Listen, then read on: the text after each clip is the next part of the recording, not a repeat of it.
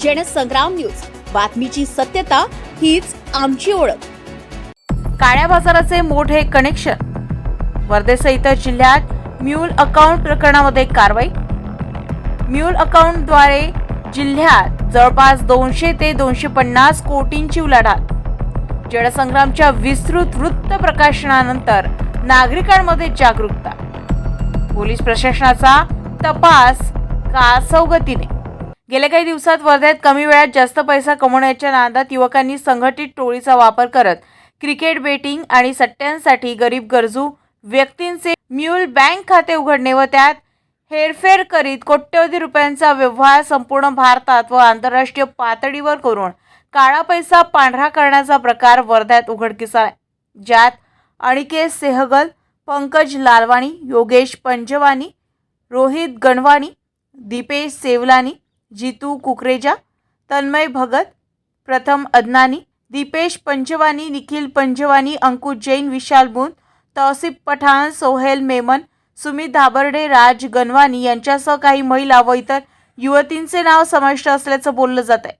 सदर प्रकरणामध्ये जिल्ह्यात 4000हून अधिक खाते उघडून जवळपास 200 ते 250 कोटींची उलाढाल झाल्याचे संकेत आहे। याबाबत जनसंग्राम न्यूजच्या विस्तृत वृत्त प्रकाशनानंतर नागरिकांमध्ये आपल्या हातून चूक झाल्याचं लक्षात येताच वर्धेसह नुकतीच नागपूर, अमरावती, अकोला या ठिकाणी देखील मोठ्या प्रमाणावर तक्रारी नोंद करण्यात आल्या, ज्यात जवळपास 20 गुन्हे नोंद झाले असून यात अमरावतीचे विजय जमनानी, राकेश जमनानी, मयूर मोटवानी, निखिलेश राम राख्यांनी तर नागपूरचे राजेश गवळी व रमन सवाई थूल यांचे विरोधात गुन्हा दाखल झालाय व आणखी तक्रारी होण्याचे संकेत आहे।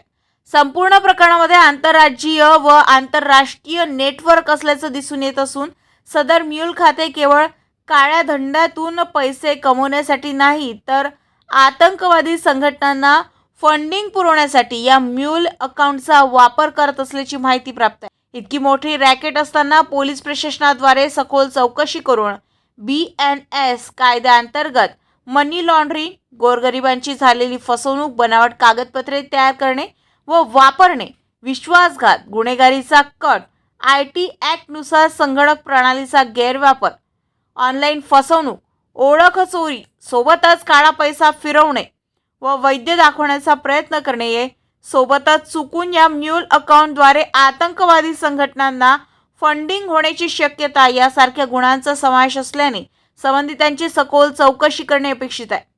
त्यामुळे या संपूर्ण प्रकरणाची साधी चौकशी न करता SIT चौकशीसह मोठ्या प्रमाणावर पैशांची हेरफेर झाल्याने संपूर्ण प्रकरणात EDला हा तपास देण्यात यावा अशी मागणी नागरिकांद्वारे होत असून सदर प्रकरणाची गंभीरता न समजता एखादी मोठी घटना घडल्यास जबाबदार कोण?